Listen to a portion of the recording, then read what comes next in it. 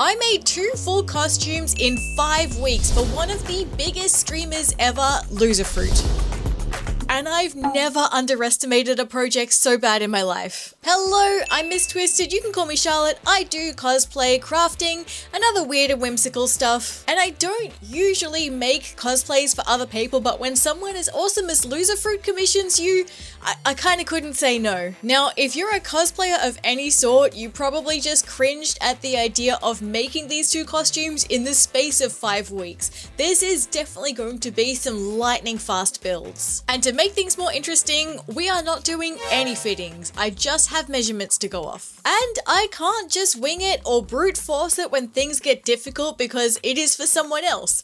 So the pressure's on here. So we are doing Fortnite Skins, Marigold and Renegade Raider, and I am definitely starting with Renegade. She's got so much texture and weathering going on. This is definitely my jam. Alright guys, let's get stuck in. This is a mannequin head wearing a beanie because for starters, it looks very stylish in my 2010s edgy emo beanie, but also because it's going to bulk out the head just a little bit more so that when I make a duct tape pattern of this head, there's a little bit of room there to account for things like hair and wigs. Now we call it a duct tape pattern because usually you would wrap this in duct tape, but for anyone new here, we use fragile tape. Long story short, I ordered way too much of this one many years ago and have been trying to use it up in my duct tape patterns ever since. So duct tape patterns, you cover the thing in cling wrap, then you cover that cling wrap in tape, and you've created a shell in the exact shape of whatever it is you're covering. I drew in the lines of the hat, cut along them, and those are going to be the guides for my fabric shapes. It's mock-up time, which is my least favorite step of anything to do with cosplay because I have the patience of a toddler. The tape pieces are now mock-up pieces, and apart from scaling it up a bit, this was the perfect shape already. I found the perfect brown canvas and orange linen for this hat, both relatively stiff fabrics as well, which did make sewing on these curves a little bit of a nightmare. You can see these seams look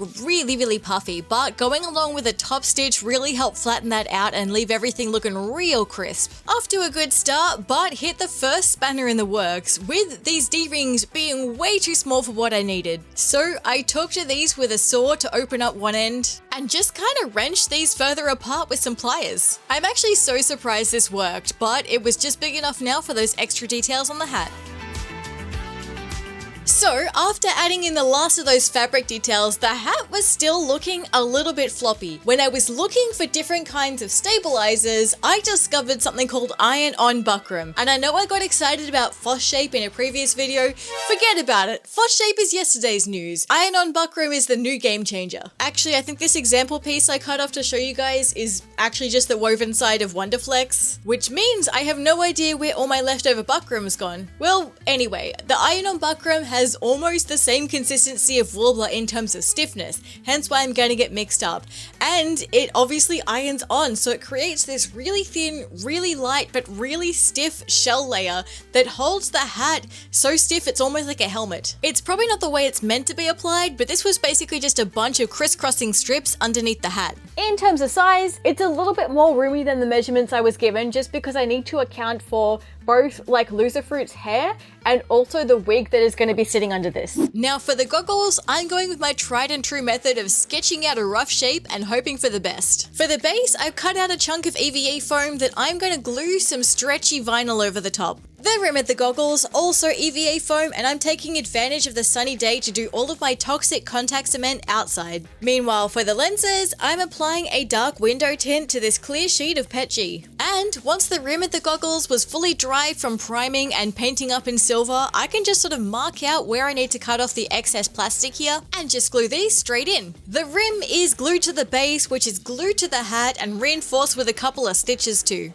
And we are done. Hat and goggles looking pretty good. I've hit a little bit of a snag in that like there's supposed to be a strap that goes from here around the back of the head, right? But if you see like how I've angled this, unless I want to like entirely attach and redo all of these goggles, if I go in like a straight line with like a belting piece from here, it basically kind of goes like off the hat. So what I need instead to make this work is just something that has like the slightest gentle curve from here so that it then sits neatly at the back. This was pretty straightforward to fix in the end. I used some very thin EVA foam to cut out that gently curved strap and wrapped those in some leather offcuts I had left over from the gloves. We'll come back to those. I'll bring you guys back to these cool rivet fittings as well because they were the best part of this entire costume.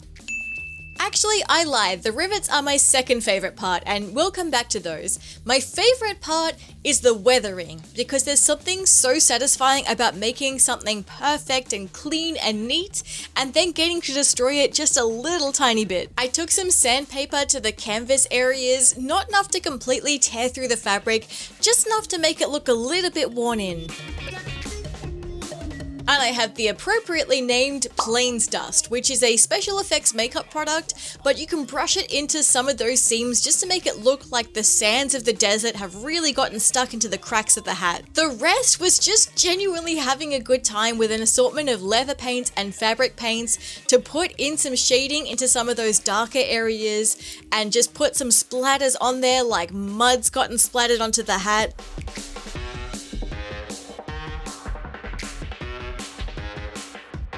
I may have gone a little bit overboard sanding on the lenses, but I have no regrets. I think this whole thing looks so much cooler once you get that weathering and shading in. Also, for some reason, I forgot to get literally any footage of the finished hat here, so you're just gonna have to wait for the conclusion, I guess. On to the gloves, which I'm gonna make out of this super soft Napa leather, and I'm using a pattern from Dr. Cos, an absolutely fantastic resource I highly recommend. Link down below. Anywho, this leather is thin and soft enough I can get through with my regular sewing machine. That said, some of these areas were finicky enough I had more luck hand sewing than I did with the machine. But I really wanted the strength of a machine stitch up around the end of the fingers, so after a lot of practicing and a lot of swear words, I managed to perfect a method for how to sew these tiny little pieces without missing the stitch or just taking up too much of that leather. Method's probably a strong word, it was mostly just practice. With all of the fiddly main part of the glove done, I made myself a nice straightforward rectangular strap for around the wrist with some Velcro either side. I recently got myself a walking foot for the first time for my sewing machine,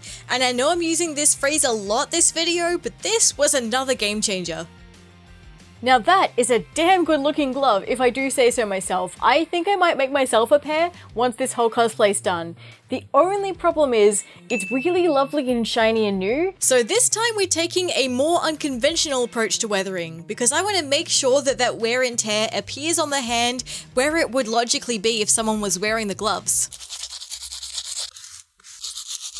And honestly, this was even more fun than taking to it with sandpaper. And once again, broke out some leather paints just to finish this one off. And now we have a properly worn-in pair of leather gloves, and I'm really happy with that effect. For the next part of the arms, she's got arm wraps that come down underneath the gloves. So for that, I've got this cotton jersey. So a slapped together arm warmer glove and a big long strip of fabric that I'm gonna wrap around this with some fabric glue. That glue just needs to be enough to hold it in place so I can take this off and cut it down the side. With that now sitting flat, I can sew along each of these edges to reinforce it. I know this is a very dark brown thread against that cream fabric. Trust the process with me here, guys. Once I've torn off the stabilizer and sewn that glove back together, this is what I end up with, so not a bad start. To get these a grimier shade of beige, I'm gonna do some coffee staining. It is the cheapest, nastiest instant coffee I can find, but it still smells absolutely delicious. With that dried up, I'm coming back in with some brown fabric paint to really define each of those bandage edges. And now that these edges are getting darker colors, that dark brown stitching really just helps create more shading. The last part of the arms is this little doodad that goes on the wrist. Once again, folks, no set plan, just cutting out paper until it looks like the shapes I want, cut all of that out of foam, a little blast with the heat gun onto the EVA foam so I can shape it into that curve. And my plan is to keep it enclosed on one end here for stability, but this open seam here is going to get some Velcro. That way it'll slip on easily and tighten when needed. For the tiny screen that sits in this section, I used my sick Photoshop skills on some free clip art to create these little things I got printed at Officeworks. Best 15 cents I ever spent. Usually I go straight to plaster dip for my priming because again, patience of a toddler, but I'm using Flex Bond first because it pulls into some of those seams. But once that's dry, I did take a couple more layers of plaster dip before I started painting this one up. After some green and brown spray paint, I went back in with some grays and browns just to sort of dab it on and create again that mottled, slightly grimy texture. I finished this whole thing off with some matte top coat just to protect that paintwork and of course the satisfying part of peeling off that screen.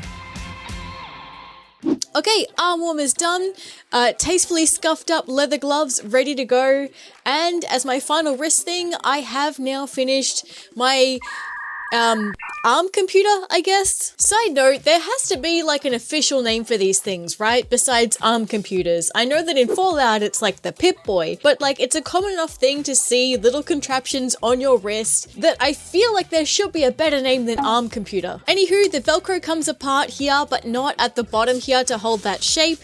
And then that goes on, I think it goes like this. Now Renegade's arms are ready to rumble. In other news, you guys, I have just had the absolute worst luck trying to get shoes for this character. Apparently the combination of brown, knee-high, lace-up and thick soles is just too specific a thing because I can't find any pair like that anywhere in Australia. Now because this project is under such a time crunch, I didn't want to buy anything from overseas, but I had to for the shoes to get anything close to what Renegade Raider has. Despite me finally finding a suitable pair, albeit overseas, about a week after I purchased it, they messaged me to let me know the size that I wanted was out of stock, so they refunded me. Bit of a bummer, not the end of the world, I'd given myself plenty of time.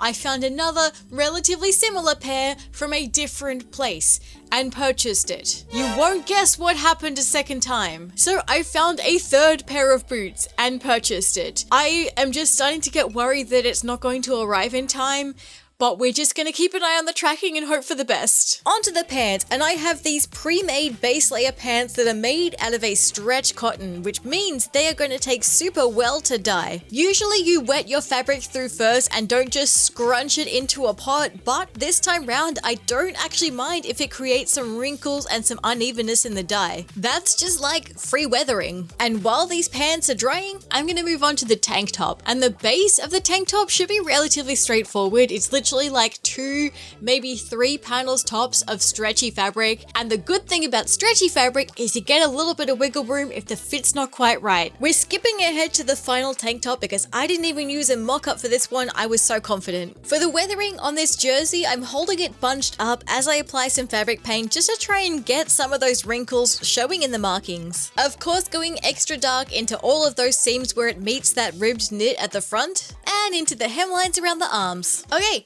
tank top done. Didn't really take much effort. Then again, it's stretchy fabric, so it's kind of really easy to get it to fit. What's difficult about stretchy fabric is trying to hem things. So it was a bit of a pain in the butt trying to hem around the arms here and around the neck and down here, but we got there. Anyway, I'm not sure if you guys can really see much in the way of the texturing and weathering that I've done on the front just because it's quite dark. I've just really done like a little bit of like the black fabric paint around the bottom here to sort of shadow where the end of that breastplate's gonna sit. The back, I got to have a little bit more fun with that jersey because it shows up really nicely all of those textures, and because I've used fabric paints and dyes that sort of soak in a little bit, it doesn't feel crusty at all. It feels really nice. So I'm gonna iron this, which should help set all of that paint, make sure it doesn't come out. But yeah, tank top. Literally the only easy part of this entire project. Now the breastplate for Renegade Raider might cause me a little bit of trouble because you kind of just need like a really perfectly smooth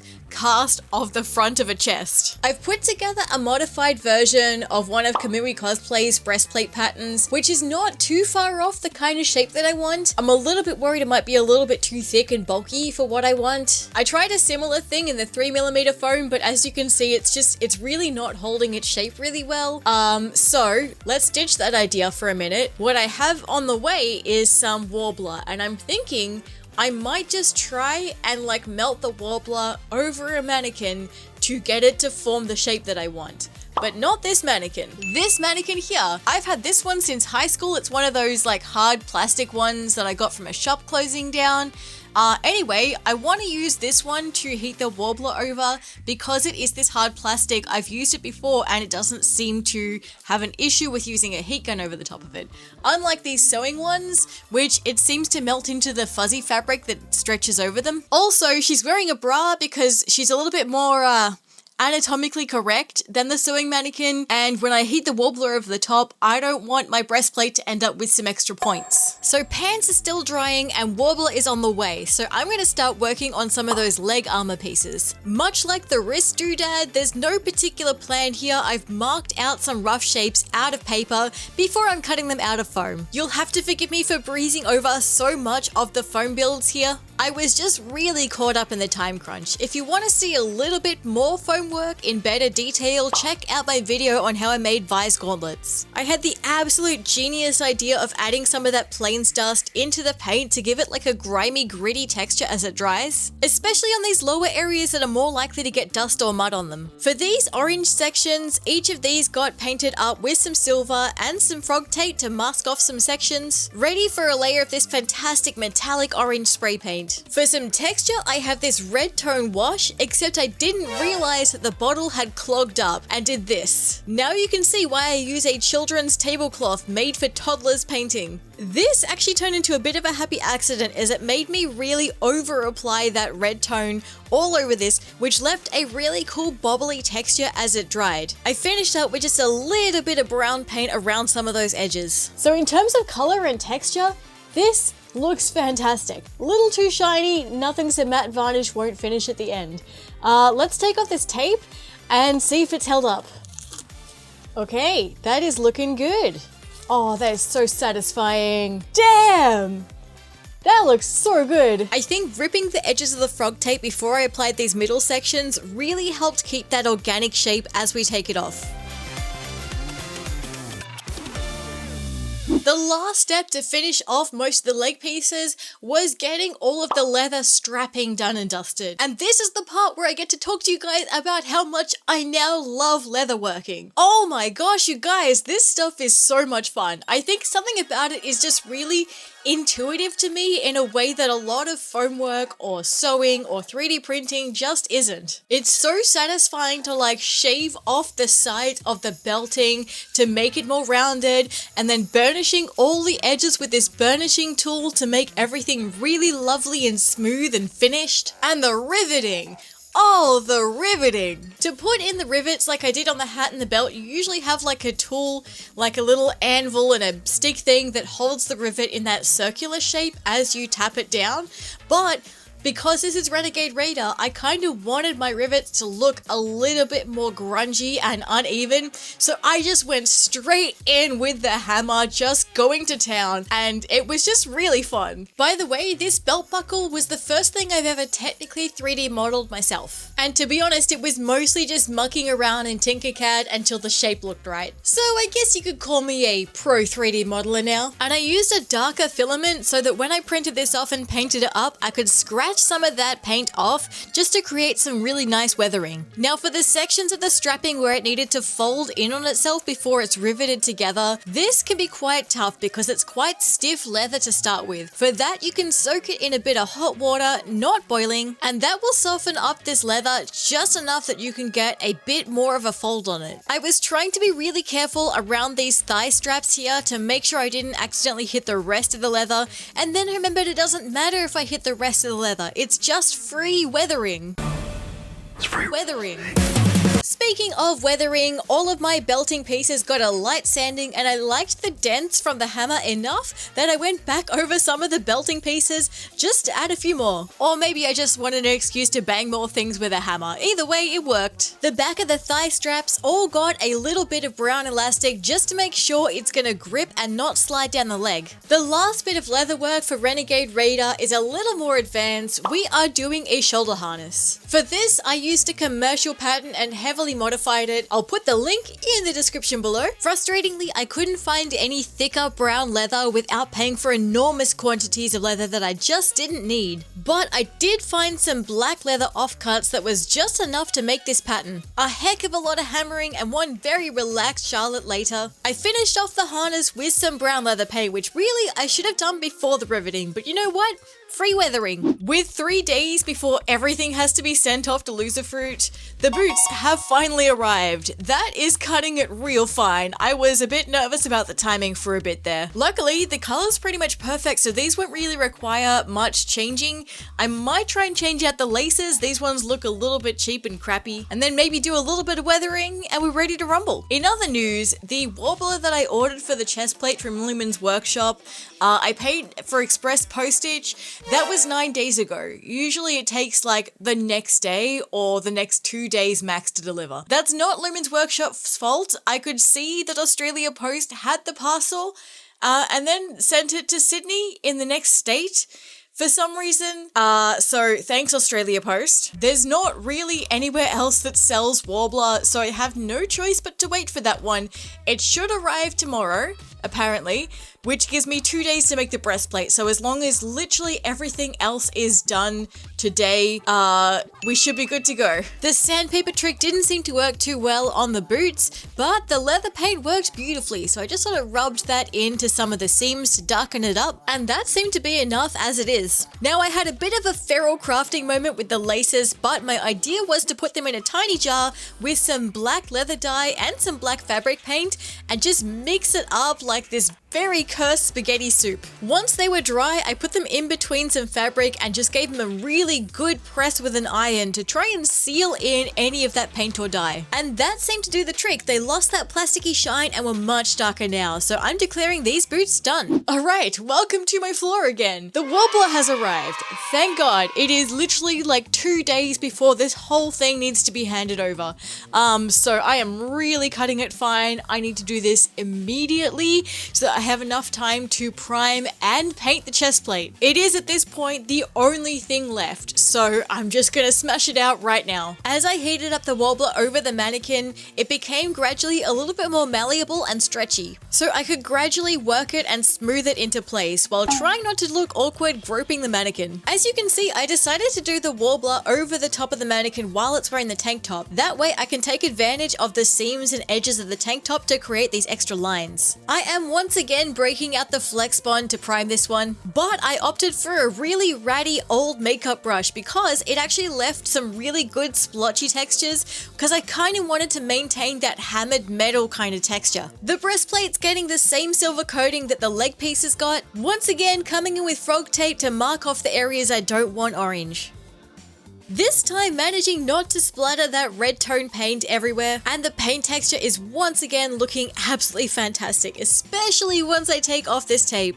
With that paint fully dry and sealed, I'm gluing the leather harness directly to it so the whole thing can come on and off together. Some extra rivets to secure the breastplate to the harness, and some last bits of shading here, and that breastplate is ready to go. Just before we declare Renegade Raider done, I went back to the pants just for some last minute weathering. Now I'm gonna wait to the end to showcase how Renegade Raider turned out, but you guys, I had a blast making this one, and I think you can tell. Marigold, on the other hand, intimidated me. At first glance, it can look really simple, but you've got this very sleek, perfectly fitted waistcoat and skirt, and all of those gold weapons, and whatever the heck is going on with her hand. Long story short, it might have less detail and texture, but it is very sleek and clean, so there is no wiggle room for errors. So being extra worried about the time crunch for this one, while I was also working on Renegade Raider, a lot of the footage for this section, well, there's less of it, and the stuff I do have, sometimes it's out of focus or overexposed or just cropped weirdly. So let's just all pretend that it's on purpose, like art house film or something. For the skirt, I managed to find a beautiful ex-designer 100% silk suiting. Try saying that one 5 times fast. I started again with a commercial pattern and then very heavily modified it, and then taught myself how to do invisible zips, which is harder than I thought. I was honestly so unhappy with how the skirt turned out the first time, I remade the whole thing from scratch. Yes, a second time. I was not happy about having to cut into more silk. At this stage, my memory of making this skirt is almost entirely a blur, but I was happy with how it turned out the second time round. I had a bit more success with the waistcoat. I managed to pin one of my own into roughly the right shape, and then sort of used a combination of, I don't know, draping and drafting to get this waistcoat pattern. The front panels all got interfacing, lining, and starching for that lovely crisp finish, and some hand-sewn buttons. So what I just skimmed over in less than a minute was actually about a week's worth of this project, just because I spent so long drafting and patterning and mock-ups and figuring out my measurements and making sure it was as perfect as I could get it. And I never ever want to make fitted office wear again. Luckily, that cool gold hand was much more fun. Now, I've made my fair share of skin-tight metallic stretchy gloves before. I'm going straight to the turkey hand method of tracing around my hand and then sewing with a stretch stitch around that. I'm using some stabilizer over a stretchy gold metallic fabric here just to make sure those stitches stay in place. This was also my moment for discovering that stabilizer and stretchy fabrics don't go well together, because all of that paper remained stuck into some of these damn seams and took me forever to pick out. Anywho, with those seams done, I'm turning this whole thing inside out and we're gonna check how that's fitting. Now, I thought this would be quick since I have the same measurements as Loserfruit on my hands. I still required this many goes before I got a fit I was happy with, but it was so worth it. Look at this. Now, my footage here is of my test piece, but just imagine this is the real deal. I have some power mesh that I'm sewing in these drippy line shapes onto that gold stretchy vinyl of the glove. Cutting off the excess on one end basically gives me this really drippy hemline that's going to stay on the arm in that shape. And that hemline is then getting covered up with some more of this gold hot glue that I use for my angel wings. Now, you guys have heard me complain enough about no gold being exactly the same color, so I painted back over this with some mica powder just to try and get the gold matching the gold of the glove a little closer. So we'll come back to the hand and the clothes towards the end, but for now I had 6 weapons to get started. 2 guns, 2 grenades, and 2 daggers. For the guns and grenades, I found some 3D models that were kind of close enough that just needed some light modifications on my end. Those will be credited down in the description below. For the golden daggers, I actually had a friend pull the model from the game and basically prepare them so the STL file was suitable for printing. Because shapes like this is a little bit too advanced for my rudimentary level of 3D modeling, even though I said I was a pro. 18 separate prints later, we have all of our components. All of those got glued together, sanded down some more. Oh my god, I hate sanding so much. These are all getting layers of filler primer, and for the parts that needed, they're getting sanded again. Then everything gets a layer of flat white primer, followed by some gold, finishing off with some very light shading and highlighting, and of course some protective top coats. For the daggers, I'm also using that stretchy black vinyl again for a nice handle grip. In between all the layers of priming and painting, I started creating the holsters for the guns. We've got some more black leather, but a little bit thinner this time. And I'm putting this together the same way you would a fabric or foam pattern. Cutting it out, gluing it together, and a couple of sneaky rivets to hold it to. Plus, I've got some thinner leather strips to line the edges and corners. Each of these holsters is getting a lining of shaggy velour glue to the inside. This is basically to cushion the gun so that putting them in and out won't scratch the paintwork. Final touches, some leather grade snap fasteners for the strap that goes across the top of the guns, which means my favorite thing, more hammering.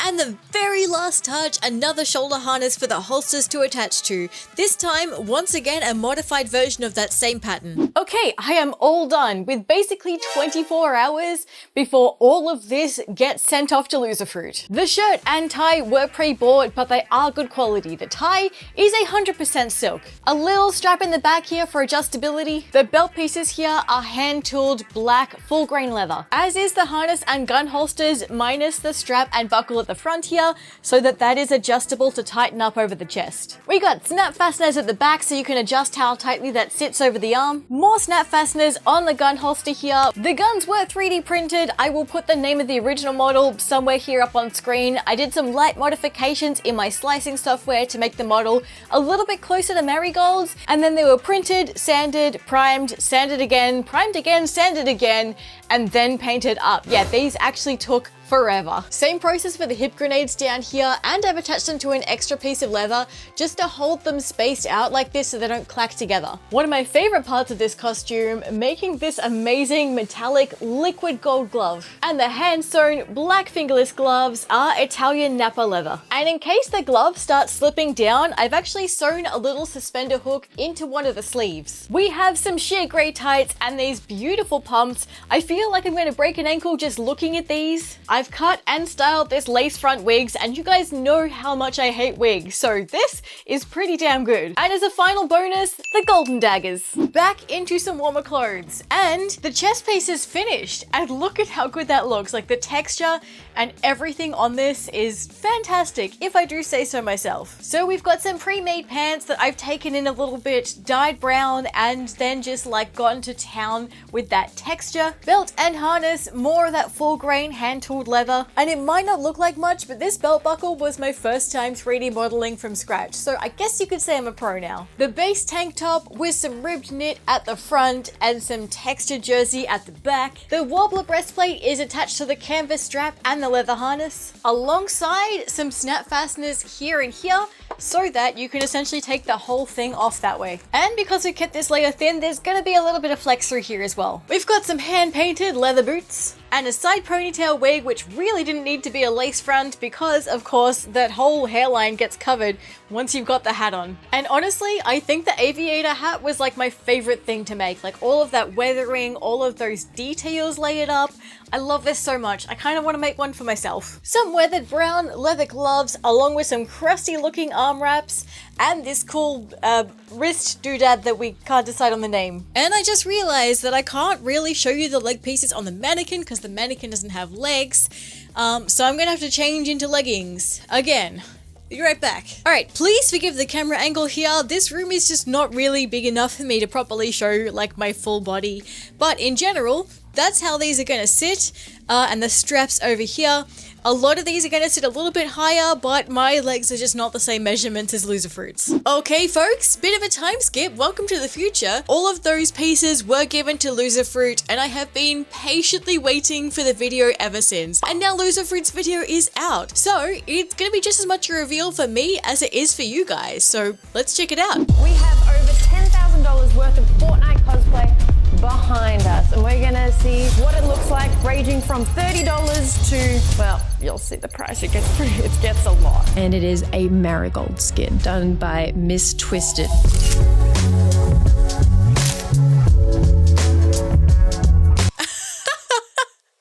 Oh, she showed my Shrek photo. Amazing. Okay, here we go. This is the Marigold skin. So this was the one that I found harder, just because it's like, has to be more clean. We have the weapon holster with the gold guns. Do they come out? They come out! No, this is going to look elite. Yeah. This makes me so happy. Oh my god. No. Oh, it's such a relief to see it come together.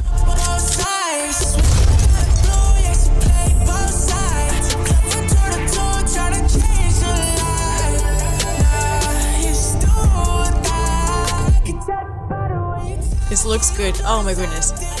Yes. Miss Twisted has cooked with this one. I look so good. Now I just want to wear this all the time.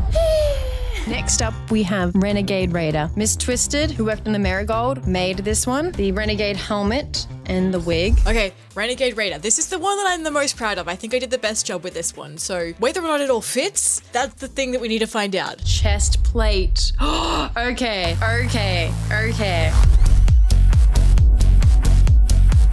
Shin plates. Like, this is a very armor heavy one, and they have cooked. How good does it look? The headset already looks amazing, whatever this helmet is. This helmet looks amazing. We got breastplate, boobies, belt, the thing under the arm, the gloves, this thing, this protection. I'm not sure the strategy on the protection, why it's all on the left leg and there's only 2 straps on the right leg. Oh my goodness, that one came together so well. Okay, I like that a little bit more than Marigold, not gonna lie. We've got name tag. And the little dog tag. It says Loserfruit on the dog tag. Look at that. Loserfruit, you see that one? You see that one? It says Renegade Raider on it.